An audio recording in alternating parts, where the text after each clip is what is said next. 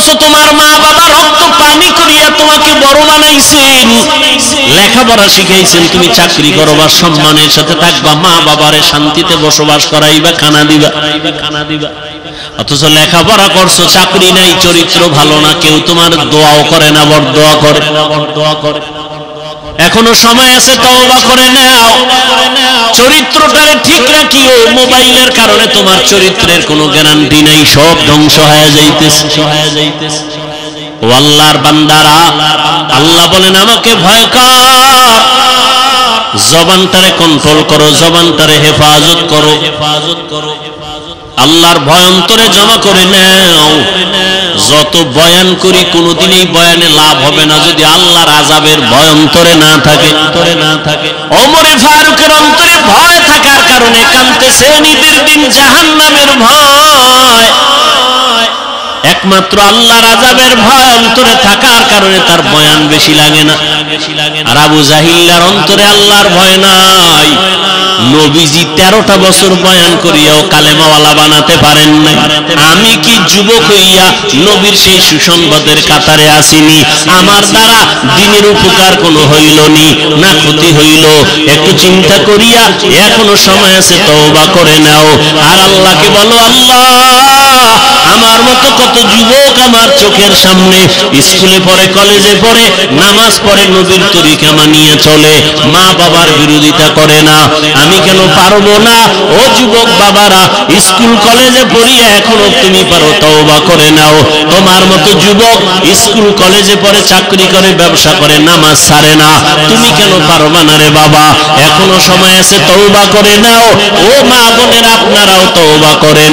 জীবনে বেপরদায় চলবেন না, বেগানার নজর নিজের উপরে নিয়ে আপনার জীবনটাকে ধ্বংস করবেন না। আপনি আল্লাহর মহব্বত নিয়ে সন্তানগুলোকে একটা আদর্শ সন্তান বানায় যাবেন, আদর্শ সন্তান, চরিত্রের সন্তান রেখে যাবেন। আল্লাহর কোরআন পড়াবেন। সন্তান ডাক্তার হইয়াও আপনাকে দোয়া করতে ভুলবে না, ইঞ্জিনিয়ার হইয়াও মা বাবাকে দোয়া করতে ভুলবে না। ও বাবাজিরা, আপনারাও তওবা করেন। আর জীবনে নামাজ ছাড়বেন না, বেপরদায় চলবেন না। সন্তানগুলোকে আদর্শওয়ালা বানাবেন, নামাজি বানাবেন। ও যুবক বাবারা, এখনো সময় আছে, তওবা করে নাও। আল্লাহকে ডেকে বলো, হে মালিক, জাহান্নামের ভয় অন্তরে ঢুকায়া দাও। জীবনে তো কত নামাজ ছাড়লাম, বেপরদায় চললাম, কত মানুষের হক নষ্ট করলাম। আজকে থেকে আর নামাজ ছাড়বো না, বেপরদায় চলবো না, মা বাবাকে কষ্ট দিব না, নবীর তরিকার বাহিরে চলবো না। ও আল্লাহ, তুমি আমার তওবা কবুল করে নাও। আমার নবী, যার কোনো গুনাহ নাই, সে নবী যদি জাহান্নামের ভয় উম্মতের জন্য কান্না করেন, তোমার আমার কি পরিমাণ কান্না করা দরকার। কোরআন হাদিসকে মিথ্যা মনে করিও না। লক্ষ লক্ষ নবী পয়গম্বরেরা জাহান্নামের ভয়ের বয়ান করেছেন, মিথ্যা মনে করিও না। আলেম ওলামারা জাহান্নামের ভয়ে বয়ান করিয়া গুনাহ থেকে বাঁচাবার জন্য চেষ্টা করেছেন, মিথ্যা মনে করিও না। এখন থেকে তওবা করো, মনের বুঝাও, লক্ষ লক্ষ নবীরা মিথ্যাবাদী হতে পারেন না, লক্ষ লক্ষ আম্বিয়া কেরাম, সাহাবায়ে কেরাম মিথ্যা হতে পারে না, লক্ষ কোটি ওলামায়ে কেরাম মিথ্যা বলতে পারেন না। আল্লাহর কোরআন এখনো সত্য কেউ ভুল বের করতে পারে নাই। অতএব কোরআন সত্য, গুনাহগার হইয়া কবরে গেলে জাহান্নামে যেতে হবে, তাও সত্য। এই কথা অন্তরে নিয়া মনে মনে তওবা করো। আর আল্লাহকে বলো, আল্লাহ আজকে থেকে দাড়ি আর কাটবো না, বেপরদায় চলবো না, মা বাবাকে আর কোনোদিন কষ্ট দিব না, ওলামায়ে কেরামের পরামর্শ নিয়ে চলবো। তওবা করার মতো যদি অন্তর তৈরি হয়, খাঁটি তওবার নিয়ত যাদের আছে, দুটো হাত আমার আল্লাহকে দেখায় দাও। বলেছিলাম, দুইটা অপরাধ করলে শাস্তি হবে মরার আগে, মরার পরে না আগে। কয় অপরাধ? প্রথম অপরাধের নাম জুলুম। জুলুম করার পরে শাস্তি মরার আগে না পরে? টের পাননি কিছু? আপনারটাও হবে। আপনি যে ভাইয়ের সাথে জুলুম করছেন, আপনারটাও হয়ে যাবে, টের পাইবেন না, ভাইয়ের পাও ভেঙে যাবে। আপনি বুঝতেও পারবেন না যে ভাইয়ের জুলুম করছো, এই জুলুমের বিচার শুরু। দোকানে আগুন লাগবে কেন? ওই যে জুলুম করছো কর্মচারীর সাথে, জুলুম করেছো মা বাবার সাথে, জুলুম করেছো শিক্ষকের সাথে। এরকম ছাত্র আছে যারা শিক্ষকদের সাথে জুলুম করে। জুলুম তিন প্রকার। কয় প্রকার? আল্লাহর সাথে জুলুম করা, নিজের সাথে জুলুম করা, অন্যের সাথে জুলুম করা। আল্লাহর সাথে জুলুমের নাম শিরিক। আল্লাহ শিরিকের জুলুম থেকে আমাদের হেফাজত করুন। আল্লাহ কয়জন? খুব ভেবেচিন্তে বলেন, আল্লাহ কতজন? আল্লাহ যে এক, কোন দিক থেকে এক?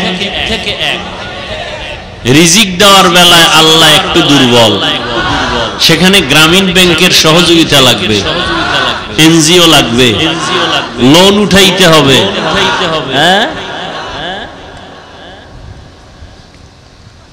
তাহলে রিজিক দেওয়ার বেলায় আল্লাহ, হায়াত দেওয়ার বেলায় আল্লাহ। অমুক দল ক্ষমতায় থাকলে আমরা মরে যাব, অমুক দল আসলে বাঁচবো। হায়াত মৌতের মালিক দল না আল্লাহ। তো চাপাবাজি কেন করেন যে অমুক দল আসলে মরে যাব, অমুক দল না থাকলে আমরা বেঁচে থাকবো? রিজিক দেওয়ার মালিক এককভাবে আল্লাহ, হায়াত দেওয়ার ক্ষেত্রে এককভাবে মালিককে, সম্মান দেওয়ার ক্ষেত্রে মালিক এক আল্লাহ। আমাদেরকে সুস্থ রাখার ক্ষেত্রে মালিক কয় আল্লাহ?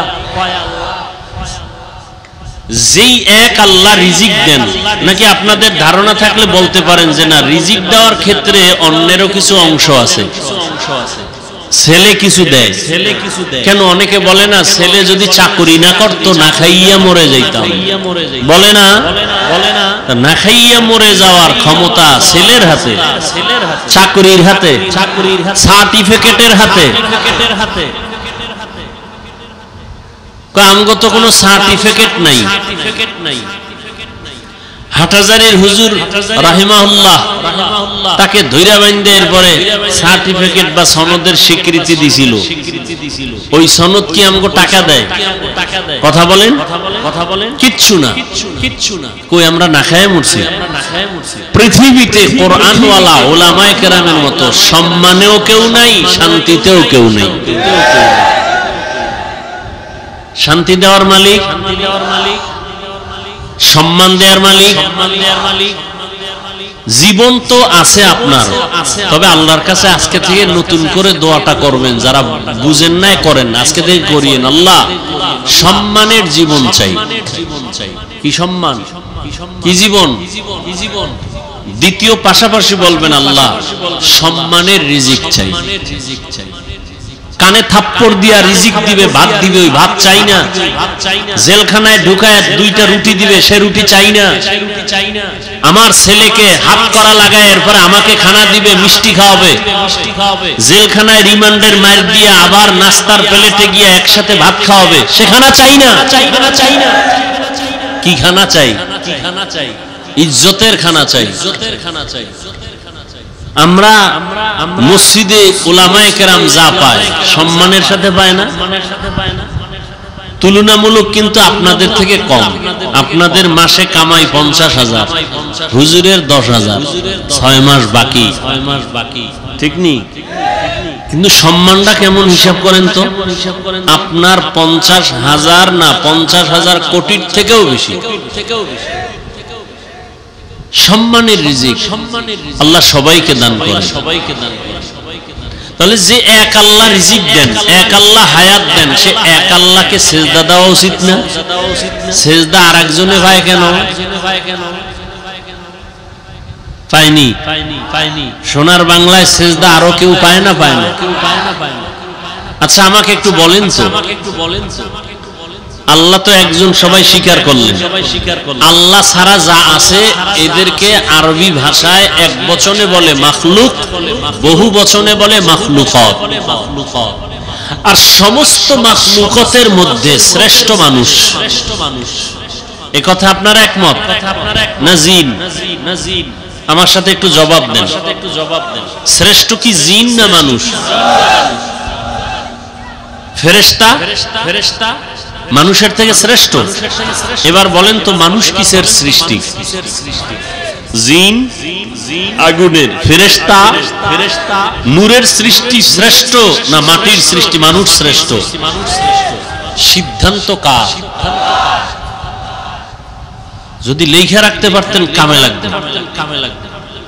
আবার বলছি সমস্ত মাখলুকতের মধ্যে নূরের সৃষ্টি ফেরেশতারা শ্রেষ্ঠ, আগুনের সৃষ্টি জিন শ্রেষ্ঠ, মাটির সৃষ্টি ঘোষণাকার। এই সিদ্ধান্ত কি অস্থায়ী না স্থায়ী? ওয়ালাকাদ কাররামনা বনি আদম وحملناهم في البر والبحر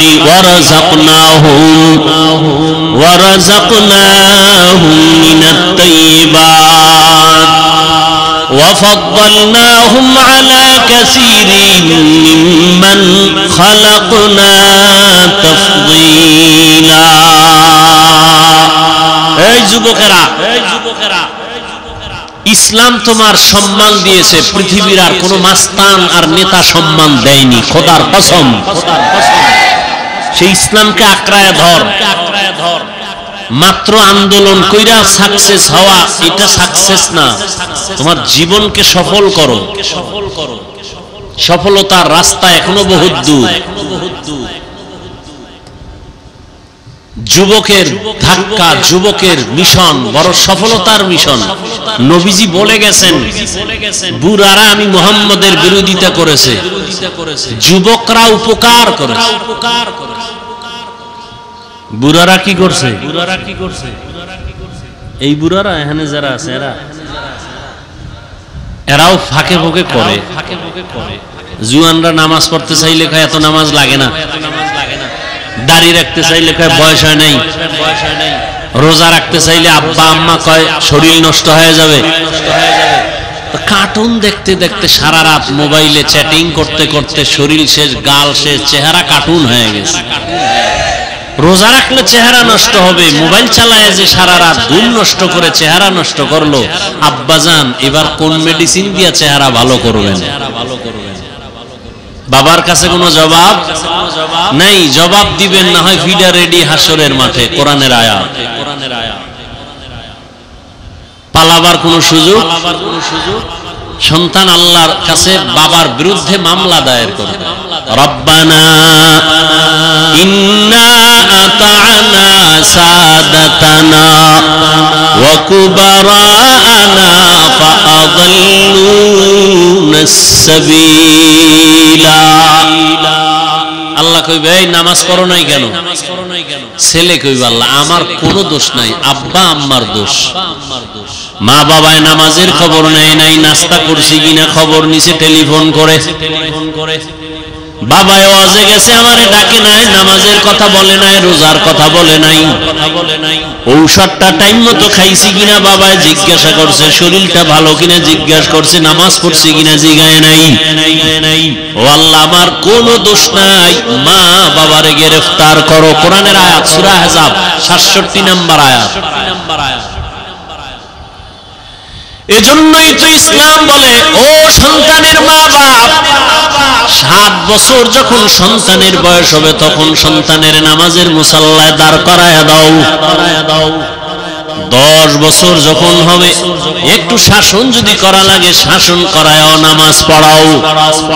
ছোট থেকে তৈরি করে নাও, বড় হলে কন্ট্রোলে রাখতে পারবা না। বড় হলে কন্ট্রোলে রাখা 7 বছর থেকে ট্রেনিং দাও নামাজে, কারণ মুসলমানের জন্য বড় পরিচয় নামাজ। ক্বালান নবিয়্যু সাল্লাল্লাহু আলাইহি ওয়া আলিহি ওয়া সাল্লাম বাইনাল আবদি ওয়া বাইনাল কুফরি তারকুস সালাহ। পয়গম্বর বলেন মুমিন আর বেঈমানের মাঝে ব্যবধান হলো নামাজ। বেঈমানেরা নামাজ পড়ে না, মুমিনেরা নামাজ ছাড়ে না। এত আশেকে রসুল এখানে বসা আছে, ফজর পড়ে নাই, জহুর পড়ে নাই, আসর পড়ে নাই, মাগরিব পড়ে নাই, এশাও পড়ে নাই। এরকম আশেকে রসুল আছে না? এরা আবার চাপাবাজিও করে, নামাজ না পড়লে কি হবে? দিল পরিষ্কার। আছে না নেই? আরো অ্যাডভান্স যারা একটু চালু, এরা বলে হুজুর গো থেকে আমরা অনেক ভালো আছি, অনেক ভালো আছি, আমাকে ইমান তাজা। হুজুরেরা পরের বাড়ি খায়, তুমি কারো বাড়ি খাও। বিয়া করার পরে টের ভাই শুনি বাবা মায়ের কামাই করে না দিলে জুদা হয়ে যাও, আলাদা হয়ে যাও। কার বাড়ি খাইছো তুমি? जिंदगी में बंदगी तू कर नहीं,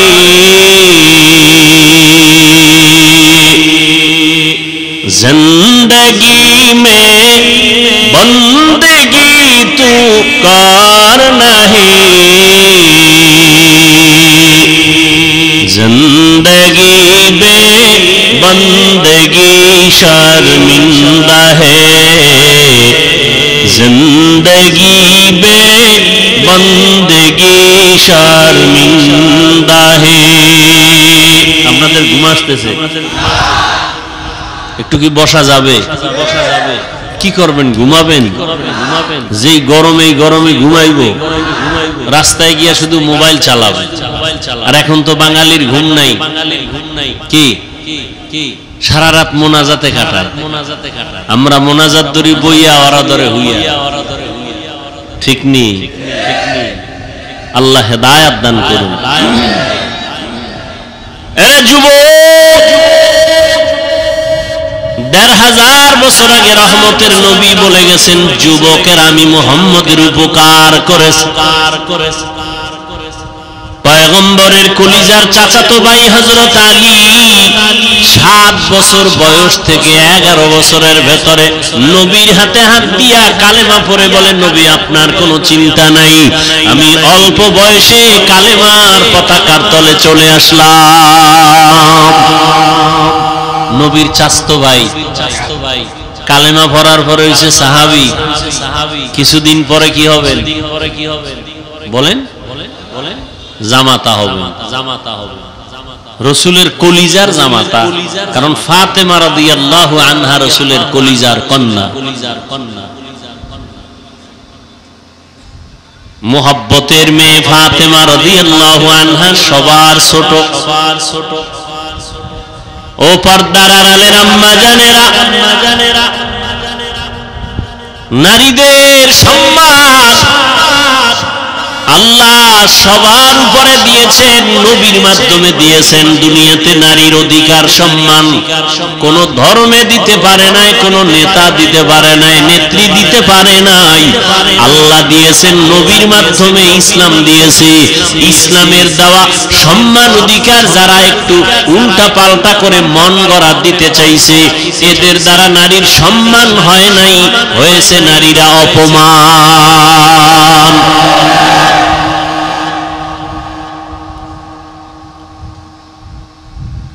প্রত্যেকটা জিনিস বানাইয়া ওইটা চালানোর জন্য কিছু পদ্ধতি আবার বানানোওয়ালা দেখায় দেয়, ক্যাটালগ দিয়ে দেয়। মোবাইলওয়ালা মোবাইল বানাইছে, মোবাইলটা কিভাবে সুস্থভাবে চলবে এটার ক্যাটালগ দিয়ে দিছে ইনটেক প্যাকেটের মধ্যে। কিভাবে চার্জ দিবা, কিভাবে সিম ঢুকাইবা, সব ওখানে দেওয়া আছে। মন গড়া কিছু করতে গেলে মোবাইল চলবে না, ধ্বংস হয়ে যাবে। আল্লাহ মানুষ বানাইছেন, মানুষ কিভাবে শান্তির জীবন যাপন করবে ক্যাটালগ দিয়ে দিয়েছেন কোরআনুল কারীম। বুঝাবার জন্য রাসূল দিয়েছেন রাহমাতুল লিল।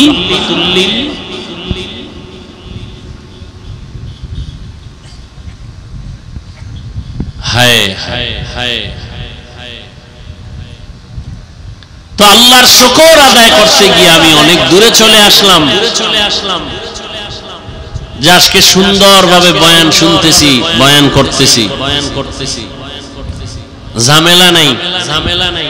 কিয়ামত পর্যন্ত আল্লাহ জানো এভাবেই দ্বীনের কথা উম্মতকে বলার মতো, শোনার মতো ঝামেলা মুক্ত ব্যবস্থা করে দেন। এক নেতার নাম দিলে আর এক নেতা বেজা, কি মাহফিল বন্ধ। ওলামায়ে কেরামের নাম হবে সবার উপরে, আর কারো নাম দরকার নেই। কি কারণ এই যুগে নবী আর আসবেন না। নবীর অবর্তমানে নবুয়তের দায়িত্ব নবী দিয়ে গেছেন উলামায়ে আহলে হকের হাতে। এরা ওরাসাতুল আম্বিয়া, এরা নবীওয়ালা কাজগুলো করবেন।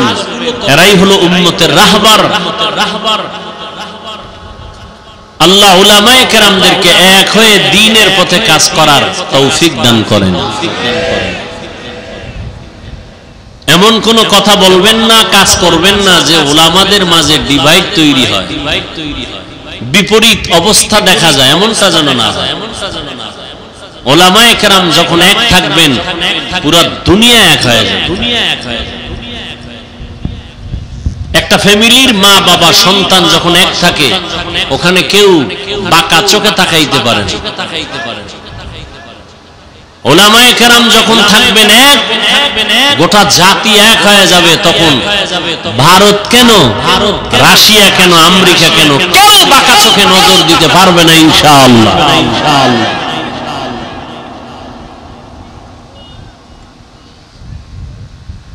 কোরআনে হাকিমের সূরা আহজাবের আমি দুইটা আয়াত পড়েছি রাসূলের হাদিস থেকে। এটা ছোট্ট হাদিস পড়েছি।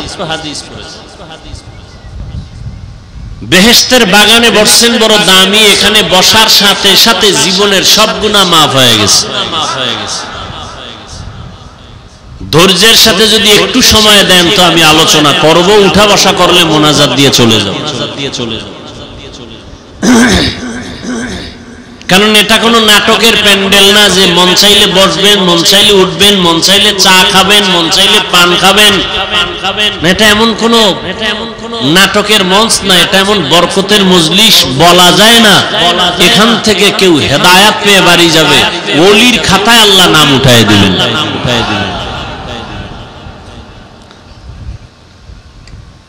ইয়া আইয়ুহাল্লাযীনা আমানুত্তাকুল্লাহ,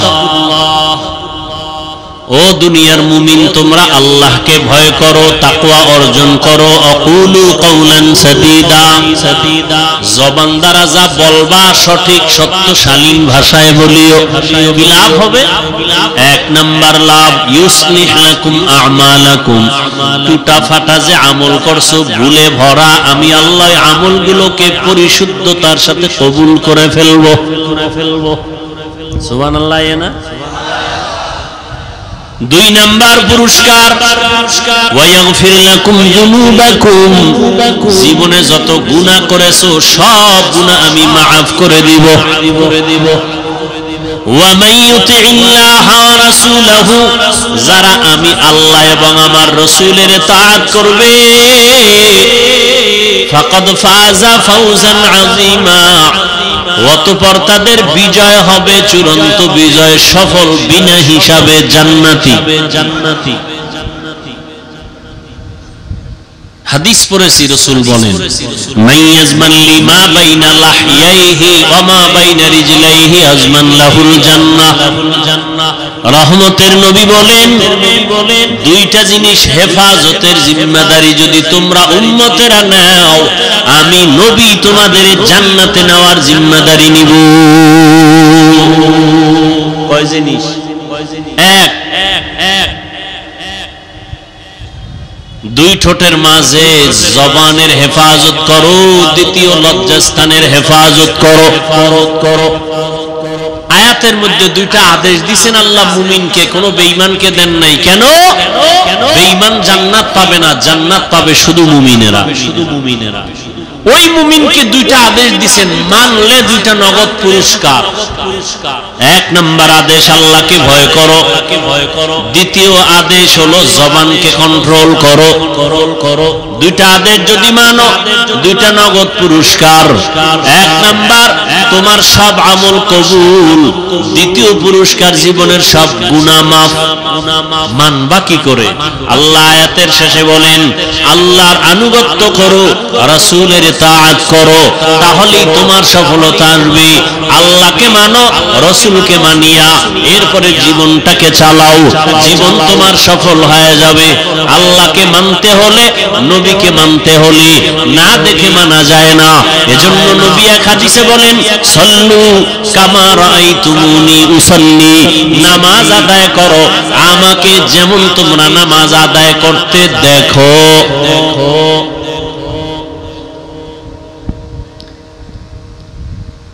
নবীকে যেমন নামাজ আদায় করতে দেখো তেমন তোমরা আদায় করো।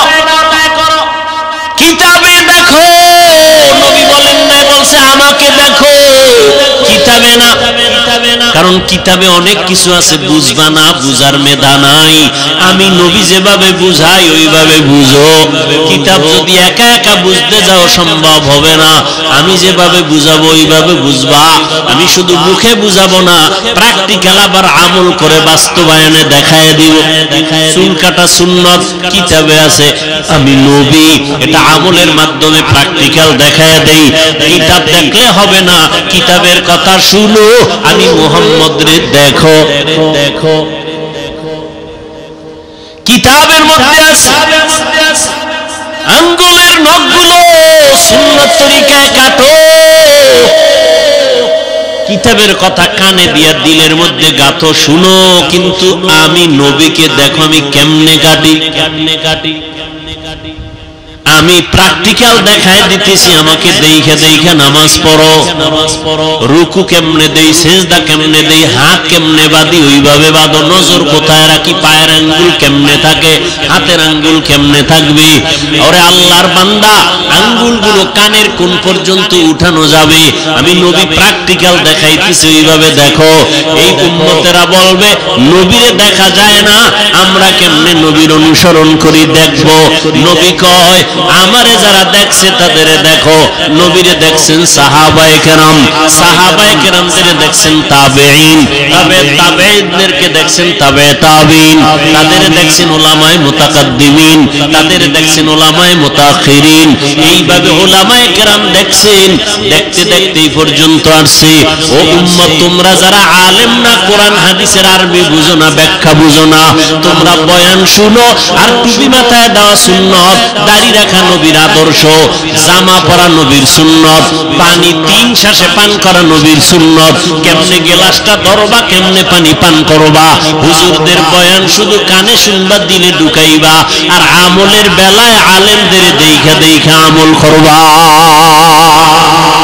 ইলমে রা'জাজু করদান বেহিসাব, খলকে রাদাদান জওয়াবে বাসওয়াব, আপনা দারদ দোস্তে খলকা জারেরা, লিস্তে ই খাসলত একে দিনদারেরা। কিতাব দেখে সম্ভব। হুজুরেরা যেমন আলেমরা কিতাব বুঝাবে, কোরআন বুঝাবে, ওইভাবে বুঝো। মন গড়া বুঝলে ভেজালে পড়বা। ওয়ালা দল্লিন মানে গোমরাহির থেকে আল্লাহ পানা চাই। দল্লিন দল্লান মানে গোমরা, পথভ্রষ্ট। এই তরজমা, এই শব্দ আর এক কোরআনে আরো জায়গায় আছে না নাই? হ্যাঁ, নেও যদি তুমি গোমরা কও ঈমান যাবে গা। কয় কেমনে? কয় অদ্দুহা ওয়াল লাইলি ইযা সাজা, মা ওয়াদ্দাআকা রাব্বুকা ওয়া মা ক্বালা, ওয়ালাল আখিরাতু খায়রুল লাকা মিনাল উলা, ওয়ালা সাওফা ইউতিকা রাব্বুকা ফাতারদা। আলাম ইয়াজিদিকা ইয়াতীমান ফাআওয়া ওয়া ওয়াজাদাকা দল্লান ফাহাদা। আল্লাহ কয় নবী আমি আপনাকে পাইছি দল্লানের ভেতরে, হেদায়াত দিলাম। দল্লিন দল্লান মানে গোমরা, পথভ্রষ্ট। এখন আপনি যদি তরজমা করেন ওয়াজাদাকা দল্লান ফাহাদা, নবী আপনাকে দল্লান দল্লিনের মধ্যে পাইছি মানে গোমরা। কি অলাদ দল্লিনের অর্থ গোমরা, ওই শব্দ এখানে আছে। এখন নবীর বেলায় কি বলবা? নবীও গোমরা, ঈমান থাকবে। এজন্য নিজে নিজে খবরদার পণ্ডিতি করবা না। যারা পণ্ডিতি করছে তারা ধ্বংস হয়ে গেছে, নবী মানে নাই, ধ্বংস হয়ে গেছে। আর এক দল নবী মানছে, কিতাবের দারদারে নাই, তারাও ধ্বংস হয়ে গেছে। বর্তমান দুনিয়াতে একদল অতি আবেগে বলে আমরা পীর ভক্ত, পীর যা কয় তা মানি। মানি, কোরআন কি কয় বুঝি না, মানিও না, তারাও ধ্বংস গোমরাহ। আর এক দল বলে আমরা কোরআন হাদিস অনুযায়ী চলবো, কোনো হুজুর মানি না, আলেম মানি না, ব্যক্তি মানি না, তারাও গোমরাহ। আর যারা বলবে কোরআন মানি, হাদিস মানি, কোরআন হাদিসের কষ্টি পাথরে সঠিক আলেম যারা, তাদেরও মানি, তারা সঠিক। মেরা এজাজু করদন বেহিসাব, খলকে রাদাদন জওয়াবে বাসওয়াব, হক না দারদ দোস্তে খলকা জারেরা, নিস্তে ই খসলত একে দিনদারেরা। ও যুবক, রহমতের নবী বলেছেন যুবক নবীর উপকার করেছে। ও যুবক বাবা, আজকে যদি তোমার দ্বারা নবীর উপকার নাও হয়, আমি পায়ে হাত রেখে অনুরোধ করব, নবীর দিনের ক্ষতি যেন না হয়। হুয়াতে নে কিনাদারি বদমকুন, বরওয়াজুদে খুদ সতম্বে হদমকুন। পারলে উপকার করো, না পারলে চুপ করে বসে থাকো। ক্ষতি করা যাবে? খবরদার, তোমার দ্বারা যেন ক্ষতি না হয়। তুমি দাড়ি রাখতে পারো না, এজন্য তোমাকে গালি দেওয়ার অনুমতি ইসলামে নাই। ভালো করে মনে রাখিস, লেখা রাখিস। দাড়ি রাখো নাই, গালি দেওয়ার কিন্তু অনুমতি নাই। কারণ দাড়ি না রাখা এক জিনিস, দাড়ি অপছন্দ করা আলাদা জিনিস। আলাদা জিনিস। একজনে দাড়ি রাখে না, হুজুর দোয়া চাই, রাখতে মনে চায়, চেষ্টা করব, একে গালি দেওয়া যাবে না। আর একজনে কয় দাড়ি পছন্দ করি না, তাকে ছাড় দেওয়ারও সুযোগ নেই। খুব কঠিন জিনিস, খুব কঠিন। একজনে দাড়ি রাখে না, তাকে গালি দেওয়া যাবে না। আগে বুঝতে হবে সে কি মন মানসিকতাটা কেমন, সে কি রাখতে চায় না বিরোধিতা করে। যে বিরোধিতা করে সে রাসূলের প্রকাশ্য দুশমন। আর যে রাখার মন মানসিকতা আছে, ইনশাআল্লাহ আশা করা যায় তওবা করে জান্নাতি হয়ে কবরে যেতে পারবে। টুপি মাথায় দেন নাই, গালি দেওয়ার অনুমতি নেই। হ্যাঁ, যদি বিরোধিতা করেন তাহলে আর ছাড় নেই। ও যুবক, তোমার দ্বারা যেন দ্বীনের ক্ষতি না হয়, পারলে উপকার করিও, নামাজের দাওয়াত দিও। নিজে নামাজ পড়তে না পারলেও অন্যকে বলিও, ভাই আমি তো নামাজ পড়ি না, তুমি যাও, তুমি নামাজি, গল্প পরে হবে, আগে নামাজ পড়ে নাও। তোমার কারণে, তোমার গল্পের পাল্লায় পড়িয়া ভিন্ন যুবকের নামাজ যেন নষ্ট না হয়। তুমি পারলে উপকার করিও, না পারলে একা একা বৈশা বিড়ি টানিও, তারপর আর একজন ভাইয়ের নামাজের ক্ষতি করবা না। নিজে পারলে দাড়িটা লম্বা করিও। লক্ষ লক্ষ নবী সাহাবায়ে কেরাম কেউ দাড়ি ছাড়া ছিলেন না, সমস্ত নবীরা দাড়িওয়ালা। এমনকি ফেরাউনেরও দাড়ি ছিল বড়। আমরা কি ফেরাউনের দাড়ি রাখিনি? সমস্ত নবীরা দাড়িওয়ালা, সাহাবায়ে কেরাম দাড়িওয়ালা, কেউ দাড়িবিহীন ছিলেন না। তুমি দাড়িটা লম্বা করো, নবী বলেন মুসকে খাটো করো, দাড়ি লম্বা করো। আর আমরা মোছেরে দেখছেন পুরা নবীর সাথে একটা যুদ্ধ লাগাই দিছে। কি বাজ মোছের ভিতরে, ওদিকে দাড়ির উপরে। এখন স্টাইল কেউ কেউ রাখে থোতার গোড়ায় স্টাইল। কেউ এরকম কেন? খেলোয়াড়রা তো রাখছে, এই জন্য আমি তার অনুসরণ করি। মুহাম্মদেরটা নয়। নাউযুবিল্লাহি মিন যালিক। আল্লাহ হেদায়েত দান করে। দাড়ি রাখতে পারো না রে যুবক বাবা, তোমার সাথে দুশ্মনী নাই, দেখলে সালাম দিব, কোলে নিব, বুকে লাগাবো, গালি দিব না। কিন্তু অনুরোধ করে বলি, অন্যের দাড়ি রাখার ক্ষেত্রে তুমি বাধা হইও না। তুমি তাকে উৎসাহ দাও, আমি পারি না, তুমি রাখো। কিন্তু তোমার কারণে ভিন্ন কেউ যেন দাড়ির থেকে বঞ্চিত হয় না যায়।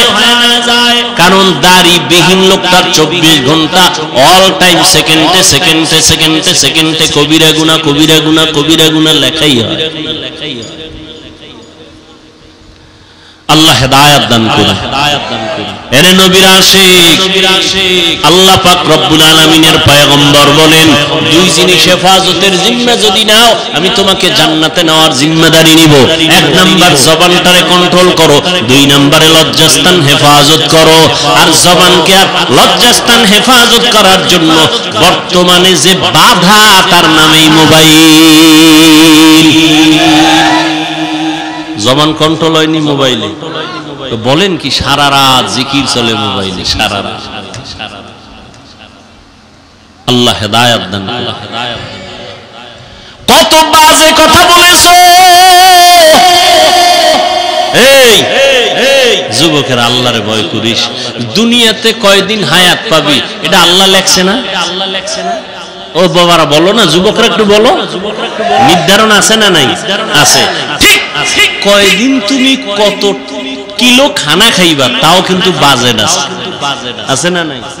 ঠিক তেমনি ভাবে তোমার জীবনে কয়টা কথা বলবা তাও বাজেট আছে। এই যুবকের একটু খেয়াল কর, ফাও দইরা কই, একটু খেয়াল কর, একটু খেয়াল।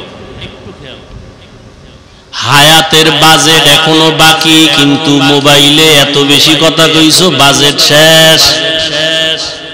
মরার আগে জবান বন্ধ, মনে রাখো, লিখে রাখো। মরার আগে অনেক মানুষ কথা বলতে পারে না, দেখো নাই? কারণ কি? হায়াতের বাজেট বাকি, কথার বাজেট নাই। এই জন্য হিসাব করে কথা কইও। হযরত ওমর ফারুক মুখের ভিতরে একটা পাথরের টুকরা দিয়ে রাখছেন, প্রয়োজন অনুযায়ী কথা বলবেন, অনর্থক কথা যেন বের না হয়, আল্লাহর আদালতে জবাব দিত। এমনি উমরের নাম বাঘের বাচ্চা, পৃথিবীর টপ লেভেলের টেররিস্ট হযরত ওমর, বিশ্ব সন্ত্রাসী হযরত ওমর। কারণ বিশ্ব নবীকে যে হত্যা করতে যায় সে বিশ্ব সন্ত্রাসী। কিন্তু আজ ওমর হয়ে গেল এত বড় দামি ব্যক্তি যে শুধু মানুষ ভয় করে না, ইবলিস শয়তান ওমরকে ভয় করে। আমগো দেশের এক বাঙালি কয়, হুজুর আমারও শয়তান ভয় করে। কেন? কয় আমি ওর থেকে বড় শয়তান। আমি যে আকাম জানি সিফায় গিয়া, এটা শয়তানও জানে না। আল্লাহ হেদায়েত দান করুন। ফাতেমা রাদিয়াল্লাহু আনহার একটা কথা টানছিলাম, মনে আসেনি? সুযোগ থাকলে বলবো, যদি আপনারা ধৈর্য ধারণ করে বসেন।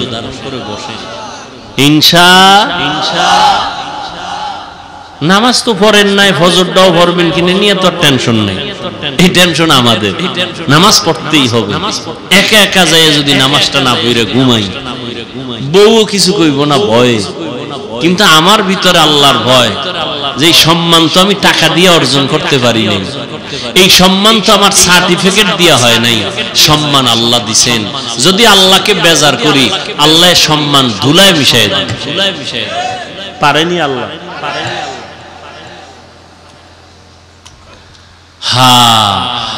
কি কথা বলতেছিলাম? ওমর ফারুক রাদিয়াল্লাহু আনহুকে শয়তান ভয় করে, শয়তান ভয় করে ওমর। এবার বুঝেন তো কেমন বেড়া শয়তান ভয় করে। যে শয়তান আল্লাহর সাথে চ্যালেঞ্জ দিয়েছে, কোরআনের ঘটনা, আল্লাহর সাথে চ্যালেঞ্জ দিয়েছে আদমকে সিজদা দিব না, সেই শয়তান ওমরের দেখলে দৌড়, উল্টা দৌড়। কি কয় আইয়ে, কি আইয়ে, ওই বলার সময় নেই, খালি আইয়ে।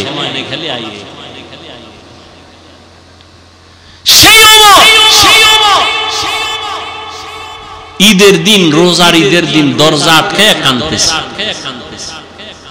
সাহাবী আবু হুরায়রা রাদিয়াল্লাহু তাআলা আনহু বলেন, ভাই ওমর কানেন কেন?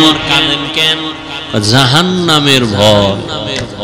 আরে 10 জন সাহাবা জান্নাতের সুসংবাদ পেয়েছেন, এর ভেতর আপনি দ্বিতীয়, আপনি কাঁদেন কেন? আপনি তো জান্নাতের সুসংবাদ প্রাপ্তদের অন্তর্ভুক্ত।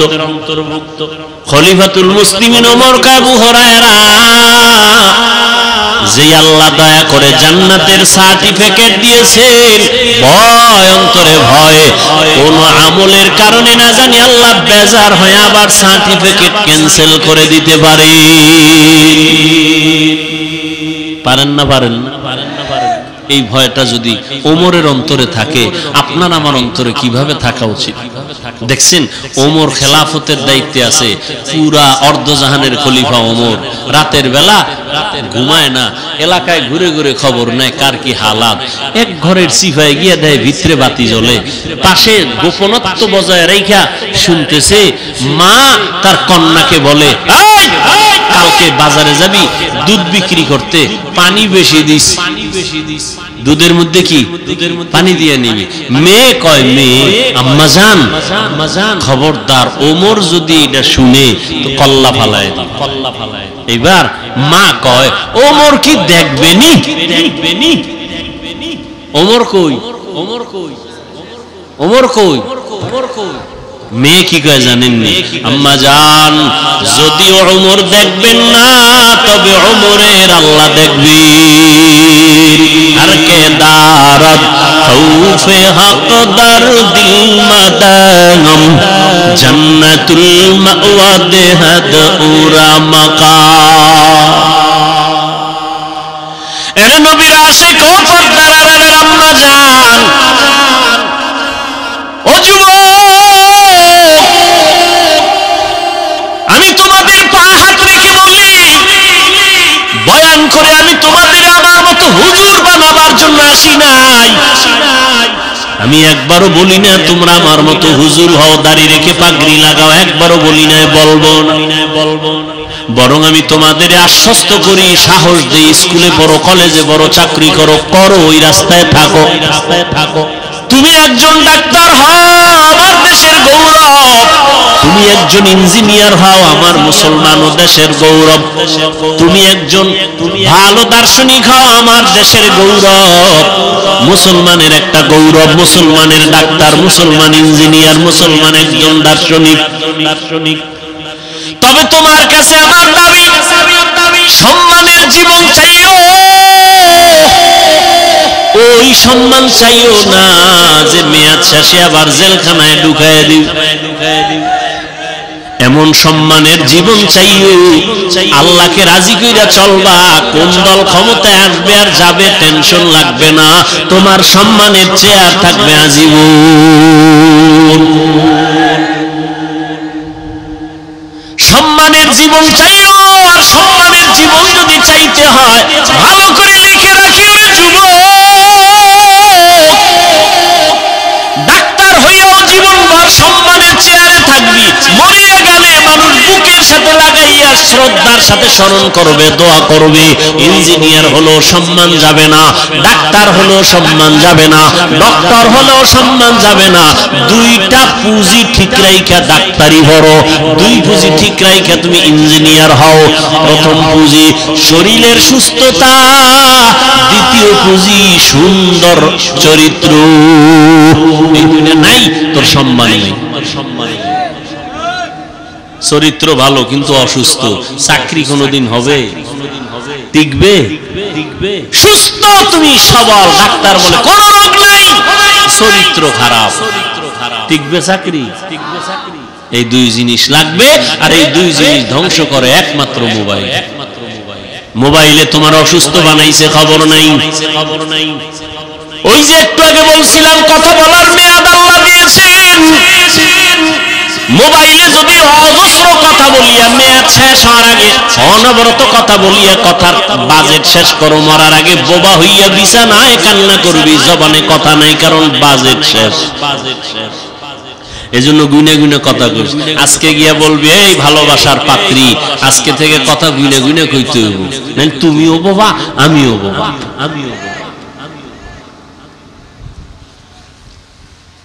গুনে গুনে কথা বলবা, সাবধান, অনর্থক কথা বলা যাবে না। আর যদি বৈধতার লাইনে কথা বলতা, আল্লাহ পাক হয়তো বাজেট বাড়াইতে পারেন। যদি মায়ের সাথে কথা বলতা, মা একটু কথা বল, শোনার টাইম নাই, আমার টাইম হয়ে গেছে মিস কলে, এখন আর তোমার সাথে কথা বলার টাইম নেই। অথচ মায়ের সাথে কথা বলবা, আল্লাহ খুশি হবেন। বাবার সাথে কথা বলবা, আল্লাহ খুশি হবেন। শিক্ষকের সাথে ভালো আচরণ করবা, আল্লাহ খুশি হবেন। আলেমদের সাথে কথা বলবা, আল্লাহ খুশি হবেন।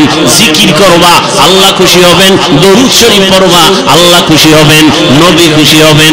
বাজেট কম থাকলে পারে আমার আল্লাহ তার কুদরতি ক্ষমতায় বাড়ায় দিবেন।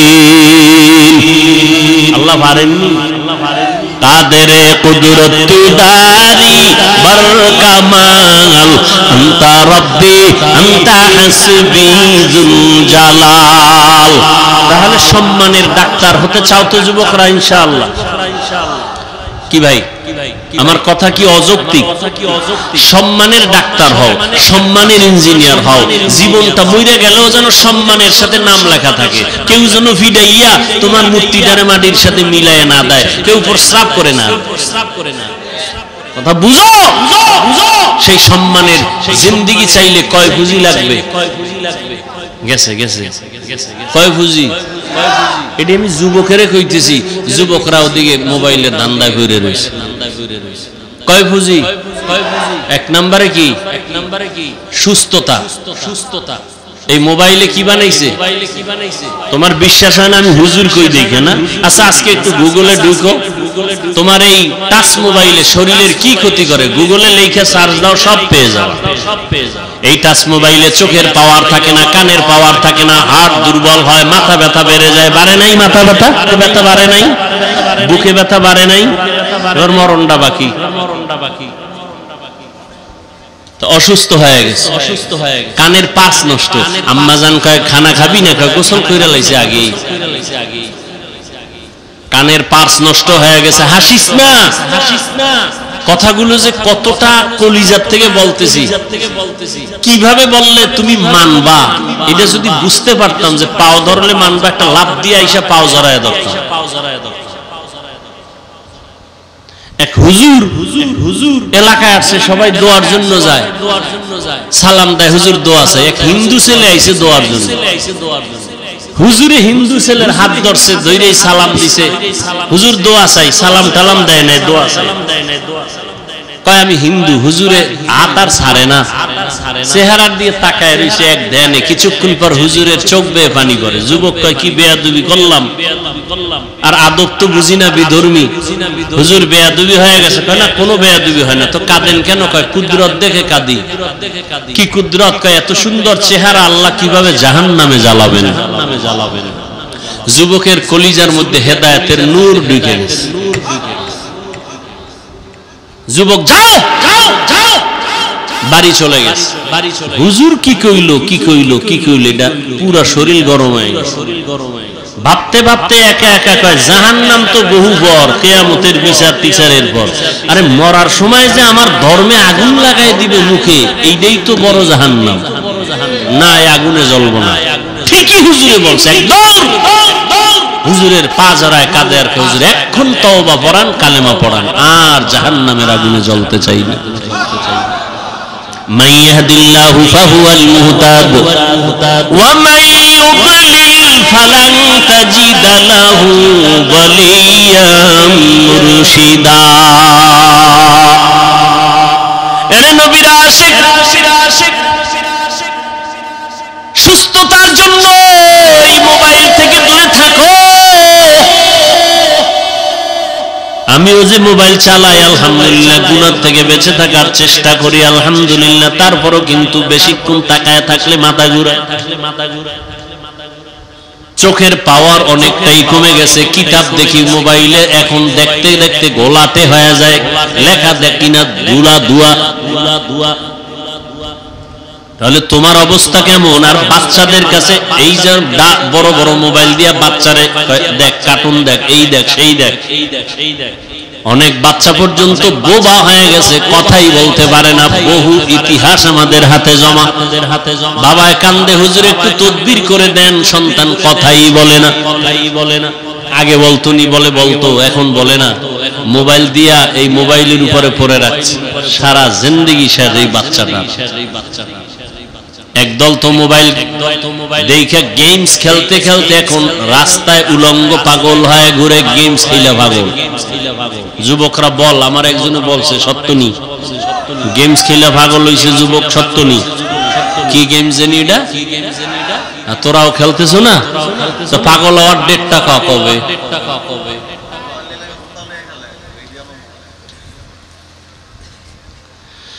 হেসে হেসে উড়াইয়া দিতেছে যুবক,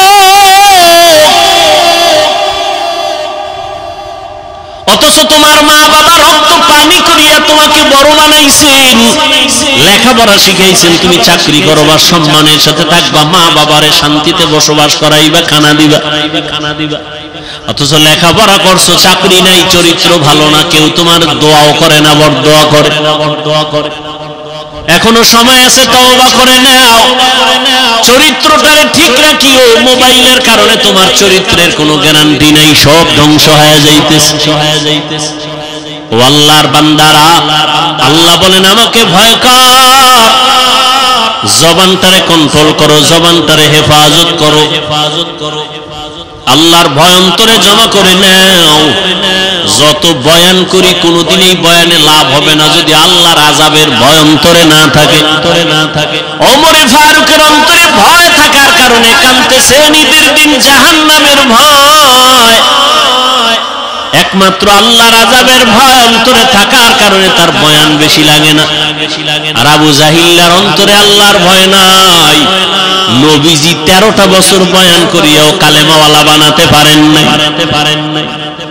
ও যুবক, ও পর্দার আড়ালের আম্মা জান, আপনাদের এত মর্যাদা। আমার নবী যুবকের দ্বারা শক্তিশালী হওয়ার ঘোষণা দিয়েছেন। হযরত আলী তার হাতে আসছেন কালেমাওয়ালা। নবী কলিজার কন্যাটারে আলীর কাছে দিয়া আলীরে জামাতা বানায় দিলেন, আর কলিজা দিয়া নবী দোয়া করলেন, আনা দারুল হিকমা ওয়া আলীউন বাবুহা, আমি মুহাম্মদ হলাম ইলম ও হিকমতের ঘর, আর এই ইলমের ঘরের দরওয়াজা আমার আলী। ওই আলীর ঘরে আছে ফাতেমা রাদিয়াল্লাহু আনহা। আলী রাদিয়াল্লাহু আনহুর জন্য এত দোয়া করলেন। আল্লাহ আলীকে এত জ্ঞান দান করেছেন যে জ্ঞানের সামনে ওমরও বলে, আলীর জ্ঞান যদি আজকে আমার কাছে না থাকতো আমি ওমর ধ্বংসের পথে চলে যাইতাম। লাউলা আলিয়ুল্লাহ লাকা ওমর। ওই আলী বলেন, আমি একদিন কোথাও থেকে গিয়া মসজিদে নববীর মধ্যে ঢুকলাম, দেখি রহমতের নবী বসে আছেন, সাহাবায়ে কেরাম বসে আছেন। আম্মা জানেরা একটু ভালো করে খেয়াল করে শুনেন, যুবকেরাও শুনো রে বাবা, বৃদ্ধ বাবাজিরাও শুনেন। হযরত আলী বলেন, আমি মসজিদে নববীতে ঢুকলাম, রহমতের নবী বসে আছেন, অন্যান্য সাহাবায়ে কেরামরাও বসে আছেন। একটা প্রশ্ন চলতেছে, জবাব চাইতেছে নবী, কেউ জবাব দেয় না। প্রশ্নটা হলো, এই দুনিয়াতে নারীদের জন্য শ্রেষ্ঠ সম্পদের নাম কি? নারীদের জন্য শ্রেষ্ঠ সম্পদ কি? কেউ জবাব দেয় না। হযরত আলী বলেন, আমি ঢুকলাম, বসে থাকলাম, কিছুক্ষণ পর দেখলাম কেউ জবাব দেয় না। আমার অন্তরে একটু দাগ আসলো, হঠাৎ করে একটা জবাব আসলো এভাবে যে, নবীর কলিজা ফাতেমা, আমি ফাতেমার কাছে জিজ্ঞাসা করলে মনে হয় জবাবটা পাইতে পারি। বলবো প্রশ্ন কি? গেছে প্রশ্ন কি? নারীদের জন্য শ্রেষ্ঠ সম্পদ কি? হযরত আলী বলে, আমার ফাতেমা হয়তো জবাব দিতে পারবে, আমি দৌড়ায় যাই, নবীর কলিজা ফাতেমার থেকে জবাব নিব। হযরত আলী বের হয়ে গেলেন, দৌড়াইয়া ঘরের কিনারায় গিয়া দরজায় ধাক্কা দেয় না। ও নবীর আশিক, নবী ধরে ধরে সুন্নাত শিখায় গেছেন, ঘরে যদি ঢুকতে চাও নিয়ম কি? হযরত আলী ঘরের মধ্যে ধাক্কা না দিয়া ঘরে ঢোকার নিয়ম হলো আগে সালাম দাও। হযরত আলী দরজার সামনে গিয়া, আসসালামু আলাইকুম ইয়া আহলাল বাইত, ও ঘরওয়ালারা তোমাদের উপরে শান্তি। হযরত ফাতেমা ভেতরে কাজে ব্যস্ত ছিলেন, সংসারের কাজে, কাজ বন্ধ, স্বামী আসছে, ওয়া আলাইকুমুস সালাম বলে দরজা খুলে দিয়েছেন। আলী ভেতরে ঢুকলেন, ঘামটা মুছায় দিলেন, ফাতেমা খেদমতের জন্য দাঁড়ায় গেলেন। সব কাজ বন্ধ, এখন স্বামীর কাজ, এটা বড় খেদমত। আমগো আম্মাজানেরা কি করে, এতক্ষণ আম্মাজান শুয়ে শুয়ে টেলিভিশন দেখছিল, স্বামী এসে টের ভাইয়া হুদাও একটা কাজে গেছে গিয়া, স্বামীর কোনো খেদমতের চিন্তাই নাই। স্বামী যদি বলে একটু পানি কি দেওয়া যাবে, নিয়ে খাও, ঠিক নেই? হ্যাঁ, তো জোরে বলবেন।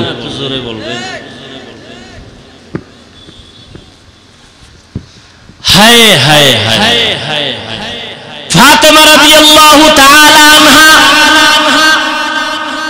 স্বামীর খেদমতে নিয়োজিত হয়ে গেছেন, এখন আর কোনো কাজ হবে না। এবার হালপুরসি জিজ্ঞাসা করেন, কেমন আছেন, কোথা থেকে আসছেন, খাইছেননি কিছু, এত ঘাম কেন? রহমতের নবীর দরবার থেকে আসছি। আব্বাজান কেমন আছেন? আলহামদুলিল্লাহ ভালো, তবে একটু পেরেশানি দেখলাম। কি পেরেশানি?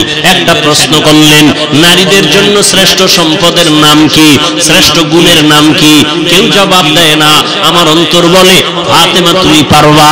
এবার বলে, আলী আপনি যদি দোয়া করেন, আমার আব্বাজানের নেক দোয়া থাকলে আমি জবাব দিতে পারবো।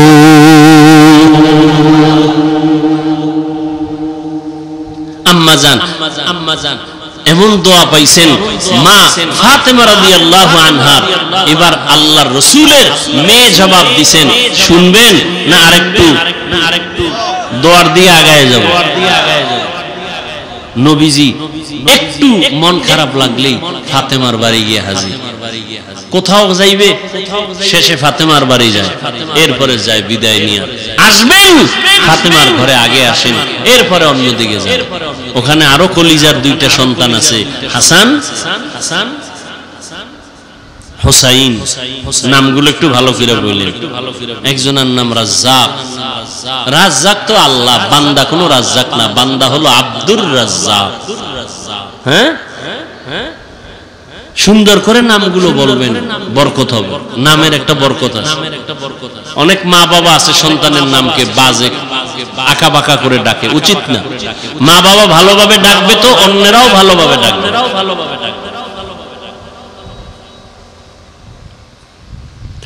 নামই তো নাই, ভালো নামই তো নাই, তো আর ভালো করে ডাকবে কি? নাম হলো হৃদয়, সাগর, নদী, পাহাড়, তুফান। সন্তানের নাম তুফান। হ্যাঁ, বৃষ্টি। হ্যাঁ, দুনিয়াতে ঠাড়া ভরা নাম আর ভাই না খুঁজে ডিরে নিয়েছে। অথচ সারা দুনিয়ার কোন বিধর্মীর ঘরে ইসলামের একটা নাম আছে, রহিমা, আব্দুর রহমান। বেঈমানের নাম আমগো রাখতে হবে। আমরা এতটাই দুর্বল কেন, এত ঠেকা কেন? আল্লাহর কোরআনে ইসলামের নামের অভাব, আফসোস। অথচ রাসূল সহিহ হাদিসে বলেন, কিয়ামতের দিন শুধু নামের বরকতেও অনেকে জান্নাতে চলে যাবে।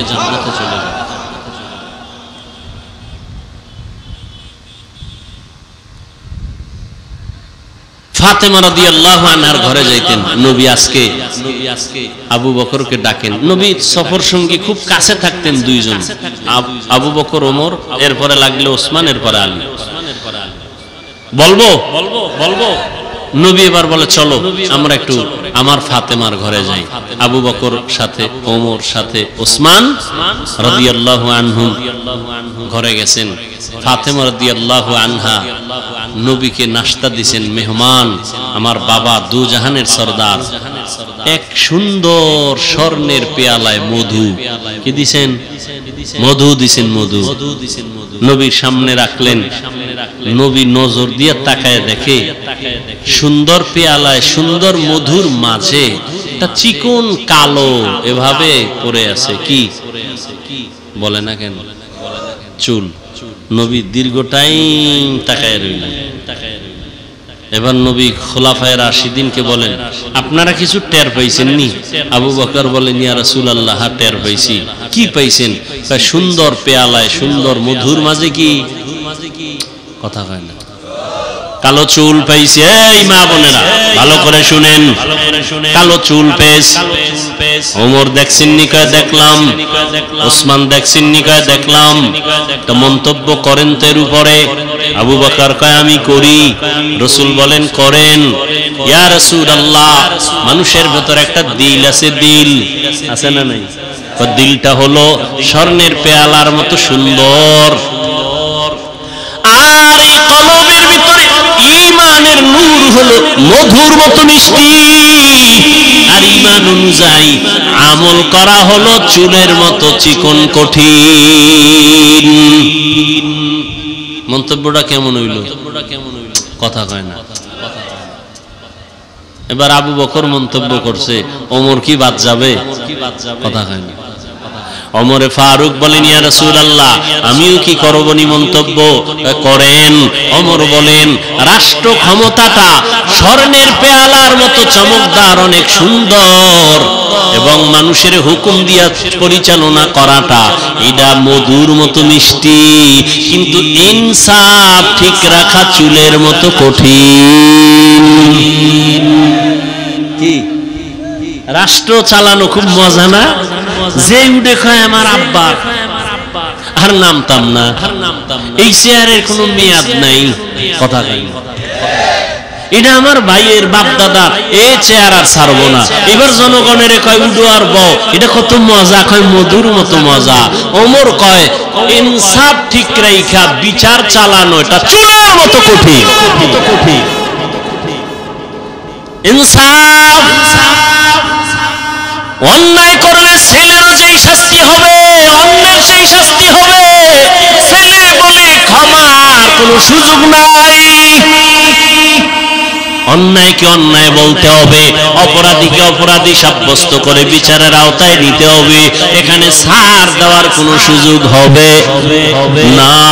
ওমর যখন মন্তব্য করলেন কেমন হইল? কথা কয় না। পাশে বাকি আছে কে? উসমান রাদিয়াল্লাহু আনহু। কে সে উসমান? কে সে উসমান? নবী বলেন লিকুল্লি শাইইন লিকুল্লি নবিয়্যিন রাফিকুন ওয়া বা'দি লিকুল্লি নবিয়্যিন রাফিকুন অফিল জান্নাতি অবাদি ফিল জান্নাতি উসমানা। সমস্ত নবীদের একজন জান্নাতে বন্ধু হবে, আমি মুহাম্মদের বন্ধু হবে জান্নাতে আমার ওসমান। নবীজির কয় মেয়ে জানেননি? কথা কন, বলেন বলেন। কয় ছেলে? ছেলে নাই নাই। আপনারা মেয়ে হইলে বেজার, ছেলে হইলে খুশি। বিষয় কি? একটা বাবাও কি ছেলে দিয়া আরামে আছে? রাত পোহাইলে ঘুম নষ্ট, রাতে ঘুম নাই, ছেলের যন্ত্রণা, এই সমস্যা ওই সমস্যা। অথচ ছেলে হইলে বাবা খুশি, মেয়ে হলে বেজার। আমার নবী বলেন আমি 4 কন্যার বাবা, আমার একটা ছেলেও নাই। যে একটা কন্যা পাইছো, একটা জান্নাতের মালিক। উসমান হলেন নবীর আরো আদরের। 2 জন মেয়েকে বিবাহ দিয়েছেন নবীজি উসমানের হাতে। উসমান মন্তব্য করেন ইয়া রাসূলুল্লাহ, আমার কাছে মনে হয় এই স্বর্ণের পেয়ালার মতো চমকদার হলো আল্লাহর দেওয়া ইলম। আল্লাহর দেওয়া ইলম, কোরআন হাদিসের ইলমে ওহী। আর এই ইলমটা অর্জন করা মধুর মতো মিষ্টি, মধুর মতো মিষ্টি। মধুর সাথে তুলনা দিলেন। আর ইলম অনুযায়ী আমল করা চুলের মতো বড় কঠিন। বাকি রইল কে? আলী। আলী করবে না? ইয়া রাসূলুল্লাহ আমাকে সুযোগ দিবেন নি? করেন। হযরত আলী বলেন ইয়া রাসূলুল্লাহ, এটা দেখা আমার মনে মন্তব্য আসলো, আমার ঘরে আপনারা মেহমান, আপনি মেহমান, আবু বকর মেহমান, ওমর মেহমান। মেহমান ঘরে আসাটা স্বর্ণের পেয়ালার মতো দামি, চমকদার, আর মেহমানদারি করাইতে পারাটা মধুর মতো মজা। কিন্তু মেহমানের মনটা খুশি করা চুলের মতো কঠিন। জনমের মতো খাওয়াইছে, এরপরও কয় নুন বেশি হয়েছে। ঠিক নেই? আমার আমারে ঠিক মতো দেয় নাই, অমুকটা তরকারির মধ্যে ঝাল বেশি, না না না, নবী বলেন খানার মধ্যে দোষ ত্রুটি তালাশ করিও না, প্রশংসা করো, আলহামদুলিল্লাহ অনেক ভালো খাওয়াইছেন। খুশি হইলে আর একবার খাওয়ার সুযোগ আছে না নাই? ভাইরা আমার, বাকি রয়েছে এবার পাশে কে? কথা হয় না। ফাতেমা রাদিয়াল্লাহু তাআলা আনহা, নবীজির কলিজা ফাতেমা রাদিয়াল্লাহু আনহা, আব্বা জান এত সুন্দর একটা মজলিস, আপনি আমারে কত আদর করেন, আমি কি একটু শরীক হব না? মন্তব্য করে বলে করো মা। ফাতেমা রাদিয়াল্লাহু আনহা মন্তব্য করতেছেন, ও পর্দার আড়ালের আম্মা জানেরা ভালো করে মনে রাখেন, ফাতেমা রাদিয়াল্লাহু আনহা বলেন, ইয়া রাসূলুল্লাহ, এই মন্তব্য থেকে আমারও মন্তব্য আছে ভিন্ন। বলে কি?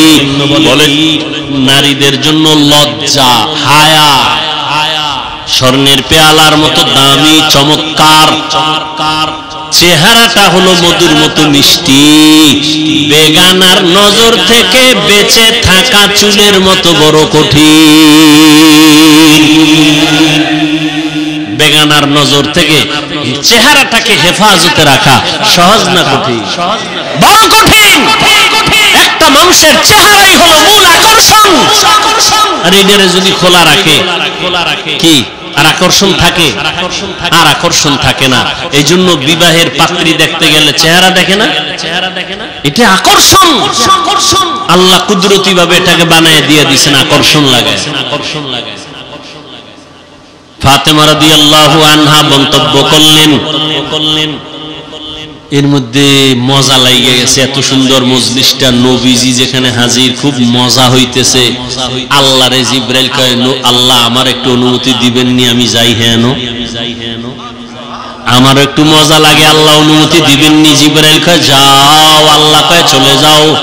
জিবরাইল রহমতের নবীর দরবারে এসে হাজির, সালাম। এত সুন্দর মজলিস দেখে নবী, আমি সইতে পারি না, আমি আসছি, আমাকে একটু অনুমতি দিবেন নি, আমি একটা মন্তব্য করব। আল্লাহর নবীকে করেন। জিবরাইল আমিন মন্তব্য করেন, ইয়া রাসূলুল্লাহ, আল্লাহর পথটা, আল্লাহর রাস্তাটা এই পেয়ালার মতো স্বর্ণের মতো চমকদার। মাদ্রাসায় যাওয়াটার রাস্তা কত সুন্দর, মসজিদের রাস্তা কত সুন্দর, দ্বীনের পথ কত সুন্দর, আর এই পথে খরচ করা এটা মধুর মতো মজা। আল্লাহর রাস্তায় খরচ যারা করে মজা পাইছে, এরা জীবন দিতে চায়, ঠিক নেই? টাকা পয়সা দেয়, জীবন দেয়, এতে মজা। রাসূলের একজন সাহাবিয়া, পুরুষ না নারী? একজন সাহাবিয়া, রহমতের নবী ঘোষণা করেছেন, যুদ্ধের দামামা বেজেছে, তোমরা প্রস্তুতি নাও, আমরা যুদ্ধের ময়দানে যাব। সাহাবিয়া, তার স্বামী যুদ্ধের ময়দানে বহু আগেই চলে গেছে, শহীদ হয়ে গেছে। এখন তার কোলে একটা শিশু বাচ্চা ছাড়া আর কিছুই নাই। শিশু বাচ্চাটারে কোলে নিয়ে কাঁদে, ও আল্লাহ, আমি যুদ্ধের ময়দানে, নবী আমারে বোধহয় নিবে না, কিন্তু নবীর ডাকে আমি কেমনে সাড়া দেই? বাচ্চাটারে কোলে নিয়া সাহাবিয়া, নবীর সাহাবিয়া মহিলা নবীর দরবারে হাজির হইয়া বলেন, ইয়া রাসূলুল্লাহ, আমার বাচ্চাটা আমি যুদ্ধের ময়দানে অক্ষ করে দিলাম, আমার স্বামী তো আগেই চলে গেছেন, আমাকে নিলে তো খুশি, বাচ্চাটা দিয়ে দিলাম। রহমতের নবী বলেন, ও মা, তোমার বাচ্চা যুদ্ধের ময়দানে দিলে কি লাভ হবে? আল্লাহর বান্দি কাঁদে আর কয়, ও পয়গম্বর, বেঈমানের পক্ষ থেকে যখন তীর ধনুক আসবে, আমার বাচ্চাটারে ঢাল বানায় দিবেন, আর আমার বাচ্চার শরীরের মধ্যে দুশমনের তীরের আঘাতগুলো লাগবে, আমার এই আঘাতগুলো বাচ্চা সহ্য করবে, আর সাহাবী নিরাপত্তা লাভ করবে। কিয়ামতের ময়দানে আল্লাহ আমাকে শাহাদাতের বরকতে জান্নাত দিয়ে দিবে। আল্লাহর রাস্তায়, আল্লাহর রাস্তাটা পেয়ালার মতো স্বচ্ছ, বড় বরকতময়, সুন্দর। খরচ করা হলো মধুর মতো মজা, কিন্তু এই রাস্তায় খরচ কইরা অহংকার মুক্ত হইয়া ঠিক থাকা বড় চুলের মতো কঠিন। মাদ্রাসায় দান কইরা কয় আমার নাম লেখো, আমি দানবীর, আমারে চিনেননি, এই মাদ্রাসা আমি উঠাই দিছি, মসজিদ আমার, তুমি দিছো। আল্লাহ কিয়ামতে কানে ধইরা কইব দুনিয়ায় দিছো, দুনিয়ায় পেয়ে গেছো, আখিরাতে খালি যাও যাও। আল্লাহ জিব্রাইলের ওহী নাজিল করে কয় জিব্রাইল তুমি গেলা, আমি আল্লাহরে বাদ রাইখা তোমার কি ভাল লাগেনি? অন্তর চাইতেছে কুদরতি অন্তর, আমি একটা রহমতের নবীর সাথে সাথে একটা মন্তব্য করি মধু দিয়া। এবার কয় আল্লাহ করেন, ও জিব্রাইল নবীরে জানায় দাও, আমিও মন্তব্য করে দিলাম জান্নাত মুমিনের স্থায়ী শান্তির ঠিকানাটা এই স্বর্ণের পেয়ালার মতো চমকদার, আর ওই জান্নাতের নিয়ামত গুলো হবে, জান্নাতের নিয়ামত গুলো হবে একমাত্র মধুর মতো মজা। কিন্তু জান্নাতে ঢুকতে গিয়া পুলসিরাত পার হওয়া চুলের মতো কঠিন। আল্লাহ মন্তব্য করে দিলেন পুলসিরাত পার হওয়া বড় কঠিন। রহমতের নবী বলেন আমারটাও তো বাদ রয়ে গেল, আমিও মন্তব্য করে ফেললাম। আল্লাহর মারিফতটা হলো এটা চমকদার স্বর্ণের পেয়ালার মতো দামি, আর মারিফত অর্জন করা মধুর মতো মজা। কিন্তু আল্লাহর মারিফতের উপরে মজবুত হইয়া আল্লাহর মারিফতের রাস্তায় চলা হলো চুলের মতো কঠিন। আল্লাহর নবীও পুলসিরাতের ভয় চোখের পানি ছেড়ে কান্না করতেন। ও নবীর উম্মতেরা, ইলম অর্জন করা সহজ, আমল করা বড় কঠিন। ঈমান আনা সহজ, ঈমানের উপরে মজবুত হইয়া চলা বড় কঠিন। ও আল্লাহর বান্দিরা, চেহারাটা সুন্দর হয়েছে, লজ্জা আছে ঠিকই, কিন্তু পর্দা রক্ষা করা, বেগানার থেকে নিজেরে বাঁচায় রাখা কঠিন। এই প্রশ্নের জবাব চাইছিল নারীদের শ্রেষ্ঠ গুণ কোনটা, শ্রেষ্ঠ সম্পদ কোনটা। ফাতেমা রাদিয়াল্লাহু আনহা বলেন নারীদের শ্রেষ্ঠ গুণ হলো বেগানার নজর থেকে নিজেকে হেফাজতে রাখা, এটা নারীদের বড় শ্রেষ্ঠ গুণ। ও পর্দার আড়ালের আম্মা জান, আল্লাহ পাক লজ্জাও দিলেন, চেহারাটাও সুন্দর বানাইলেন। বেগানার থেকে নিজেকে বাঁচায় রাখা বড় কঠিন হয়ে গেল। এখনো যদি চেষ্টা করেন চেহারাটাকে হেফাজতে রাখতে পারেন, পর্দা রক্ষা করেন, আপনার গর্ভ থেকে আল্লাহ আব্দুল কাদের জিলানীর মতো সন্তান, কাসেম নানতুবির মতো, আনোয়ার শাহ কাশ্মীরির মতো আল্লাহ সন্তান দান করবেন। আপনার সন্তানটা ডাক্তার হবে, ইঞ্জিনিয়ার হবে, একজন বড় কলামিস্ট হবে, একজন বড় দার্শনিক হবে, একজন কোরআনে হাফেজ হবে, একজন বড় আলেম হবে। কিয়ামতের ময়দানে নাজাতের দরজা খুলে যাবে। ও যুবক বাবারা, আল্লাহ পাক রব্বুল আলামিন এমন সুন্দর চেহারা দিয়ে বানাইলেন, এমন আল্লাহ পাক দুনিয়াতে সুন্দর হায়াত দিলেন। ওই হায়াতটা ঠিক রাইখা চলার চেষ্টা করো। পেছনে যত অপরাধ করেছো মনের বুঝাও রে মন। রহমতের নবী আমার যুবকদের জন্য সুসংবাদ দিয়েছেন। আমি কি যুবক হইয়া নবীর সেই সুসংবাদের কাতারে আসিনি? আমার দ্বারা দিনের উপকার কোনো হইল নি, না ক্ষতি হইল? একটু চিন্তা করিয়া এখনো সময় আছে, তওবা করে নাও। আর আল্লাহকে বলো, আল্লাহ আমার মতো কত যুবক আমার চোখের সামনে স্কুলে পড়ে, কলেজে পড়ে, নামাজ পড়ে, নবীর তরিকা মানিয়ে চলে, মা বাবার বিরোধিতা করে না, আমি কেন পারবো না? ও যুবক বাবারা, স্কুল কলেজে পড়িয়া এখনো তুমি পারো, তওবা করে নাও। তোমার মতো যুবক স্কুল কলেজে পড়ে, চাকরি করে, ব্যবসা করে, নামাজ ছাড়ে না, তুমি কেন পারবা না রে বাবা? এখনো সময় আছে, তওবা করে নাও। ও মা বোনেরা, আপনারাও তওবা করেন। জীবনে বেপরদায় চলবেন না, বেগানার নজর নিজের উপরে নিয়ে আপনার জীবনটাকে ধ্বংস করবেন না। আপনি আল্লাহর মহব্বত নিয়ে সন্তানগুলোকে একটা আদর্শ সন্তান বানায় যাবেন, আদর্শ সন্তান, চরিত্রের সন্তান রেখে যাবেন। আল্লাহর কোরআন পড়াবেন। সন্তান ডাক্তার হইয়াও আপনাকে দোয়া করতে ভুলবে না, ইঞ্জিনিয়ার হইয়াও মা বাবাকে দোয়া করতে ভুলবে না। ও বাবাজিরা, আপনারাও তওবা করেন, আর জীবনে নামাজ ছাড়বেন না, বেপরদায় চলবেন না। সন্তানগুলোকে আদর্শওয়ালা বানাবেন, নামাজি বানাবেন। ও যুবক বাবারা, এখনো সময় আছে, তওবা করে নাও। আল্লাহকে ডেকে বলো, হে মালিক, জাহান্নামের ভয় অন্তরে ঢুকায়া দাও। জীবনে তো কত নামাজ ছাড়লাম, বেপরদায় চললাম, কত মানুষের হক নষ্ট করলাম। আজকে থেকে আর নামাজ ছাড়বো না, বেপরদায় চলবো না, মা বাবাকে কষ্ট দিব না, নবীর তরিকার বাহিরে চলবো না। ও আল্লাহ, তুমি আমার তওবা কবুল করে নাও।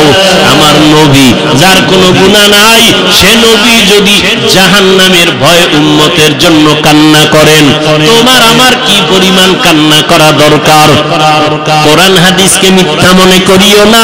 লক্ষ লক্ষ নবী পয়গম্বরেরা জাহান্নামের ভয়ের বয়ান করেছেন, মিথ্যা মনে করিও না। আলেম ওলামারা জাহান্নামের ভয়ে বয়ান করিয়া গুনাহ থেকে বাঁচাবার জন্য চেষ্টা করেছেন, মিথ্যা মনে করিও না।